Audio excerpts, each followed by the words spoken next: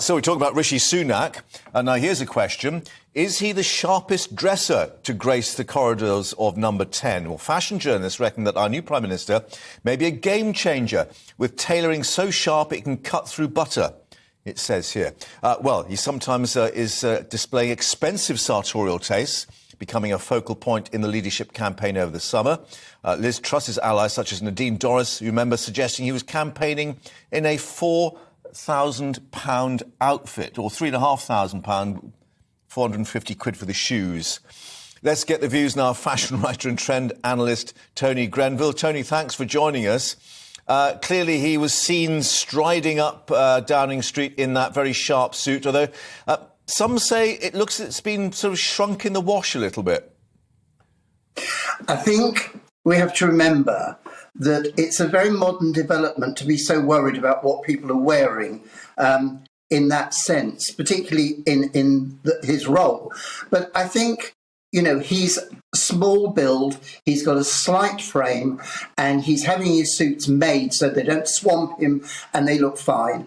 I think he could do with a bit more white cuff, to be honest. I think the sleeves look a tiny bit short. But on the other hand, if that suits him and that's practical for him, and also the fact that he clearly has more than one suit, but they're all pretty identical. So in a way, it takes away the worry about what he's wearing.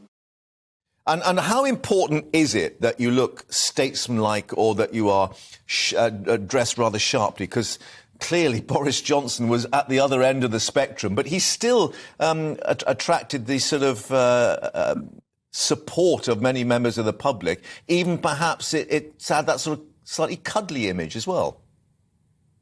I think it's interesting you yourself are dressed quite formally to do your job so that we respect you and we listen to what you say. You've got a nice shirt, tie, jacket and etc. on. And I think this sort of backlash against tracksuits about the fact that working from home, COVID, lockdown, the rebirth of men wanting to look smarter, but also in difficult times, I think for a lot of men, they want to look like they're successful. But I think, you know, that idea that a suit is still one of the best things, because if you get a good suit, and it was always the extraordinary thing with Boris Johnson, I assume he didn't buy them from a second-hand shop, but they never fit. And should we perhaps have a hurrah for British tailoring? Of course, Savile Row regarded across the globe as an image of modern Britain.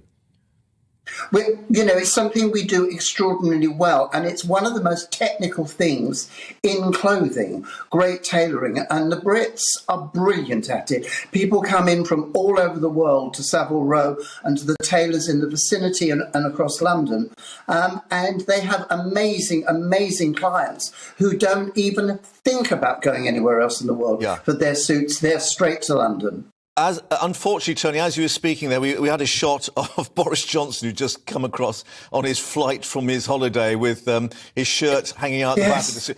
Anyway, we'll accept that as it is. However, there is an issue when we get a cost of living crisis, when Nadine Dorries, you know, talks about £450 Prada shoes, a £3,500 suit. You've got to really, if you pardon the expression, tailor yourself to the circumstances. You do, but unfortunately in 2022, heading towards 2023, these are not high prices. If you look at the cost of even the high street with a lot of the brands, and I'm not going to particularly mention the names, but if you go across the high street, all the prices have gone up on straightforward tailoring, on shoes, on everything.